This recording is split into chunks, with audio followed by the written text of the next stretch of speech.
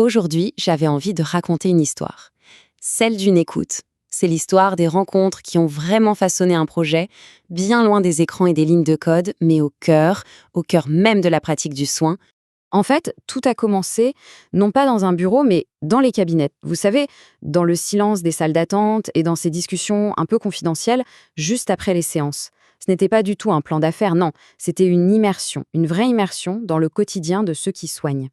Et donc, bien avant la première ligne de code, bien avant même la moindre idée de fonctionnalité, eh bien, il y a eu ce point de départ essentiel.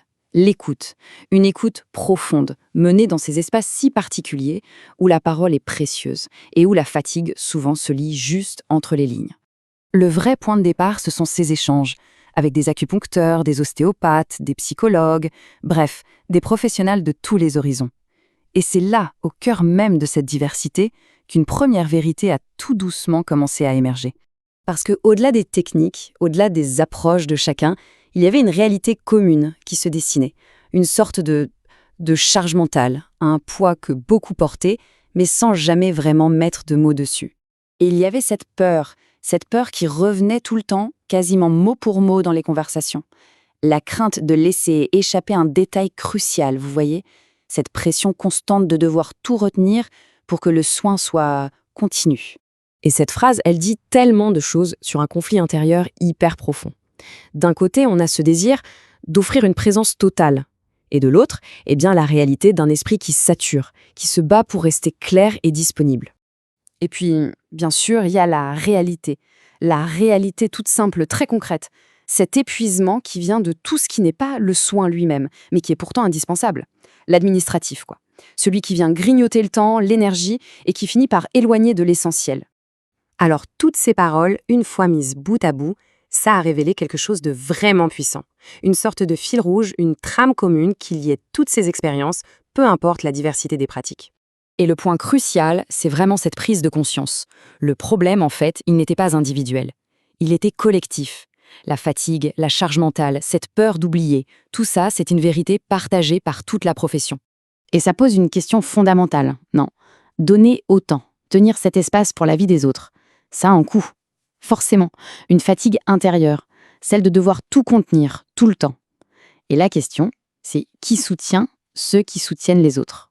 Et c'est là, précisément là, que la mission du projet a pris tout son sens. Il ne s'agissait plus du tout de créer un logiciel. Il s'agissait de répondre à une urgence. Concevoir un soutien pour protéger ce qu'il y a de plus précieux dans le soin, la présence. L'intention, ça n'a jamais été de remplacer le thérapeute. L'idée, c'était de créer un allié. Que la technologie soit au service de l'humain, et surtout pas l'inverse. Cette phrase, je retiens tout dans ma tête, mais je sens que ce n'est plus tenable, elle dit tout d'une limite fondamentale. Notre mémoire humaine, aussi sensible et intuitive qu'elle soit, eh bien ce n'est pas un système d'archivage infaillible. Elle a besoin d'être allégée pour pouvoir rester vive. Et ça résume absolument toute la philosophie du projet. Le but d'un outil, ce n'est pas de remplacer l'esprit du thérapeute, mais au contraire, de le libérer. De libérer son espace mental pour qu'il puisse se consacrer à ce qui compte vraiment, l'intuition, l'écoute, la relation. Alors concrètement, qu'est-ce que ça voulait dire ? Les thérapeutes ont été très clairs sur ce qu'ils demandaient. Un outil qui comprend, un outil qui soit discret, fiable, sécurisé bien sûr, mais surtout un outil qui ne pense pas à leur place, un outil fait pour eux, pour les thérapeutes, pas pour les commerciaux. Alors, comment tout ça a pris forme ? Ce qui a fini par émerger de toutes ces rencontres, ce n'était pas une solution technique un peu plaquée, c'était une réponse qui semblait presque organique. Et c'est comme ça que tout doucement, à force d'écouter les besoins, les doutes, les espoirs, eh bien, les contours d'un outil ont commencé à se dessiner. Une forme qui épousait vraiment le besoin réel. Et sa vocation, elle était hyper claire, offrir une structure.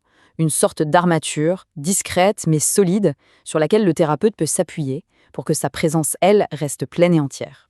Et c'est de là qu'est né Diagnotes. D'ailleurs, le nom est apparu bien plus tard, une fois que la mission, la philosophie, tout ça était déjà bien en place. Et en fait, chaque fonctionnalité, c'est l'empreinte d'une conversation réelle. L'IA clinique, par exemple, elle est là pour structurer, mais surtout pas pour interpréter. La mémoire transverse, elle répond à cette fameuse peur d'oublier en reliant les points essentiels. Les synthèses automatiques, elles sont là pour clarifier, pour alléger la charge en fin de journée. Bref, chaque fonction vient vraiment, vraiment du terrain. Et tout ça, ça nous amène à une question qui est essentielle, je crois. Un thérapeute peut-il être vraiment présent s'il est saturé? Reconnaître qu'on a besoin de soutien, ce n'est absolument pas un signe de faiblesse. C'est tout le contraire, c'est une marque de grande maturité clinique. C'est juste prendre soin de son propre outil de travail pour mieux prendre soin des autres. C'est pour ça que ce message est si important. Cet outil, ce n'est pas mon outil, c'est le vôtre. Il appartient à cette communauté de thérapeutes qui l'a inspiré, qui l'a nourri. Mon rôle, ça a juste été de donner une forme à leur voix. Et d'ailleurs, l'histoire est loin d'être terminée. Cette démarche d'écoute, de co-construction, elle continue. L'outil évolue en permanence, non pas selon un plan qu'on aurait décidé à l'avance, mais au rythme des retours, des besoins des praticiens. Le dialogue reste ouvert, exactement comme au premier jour.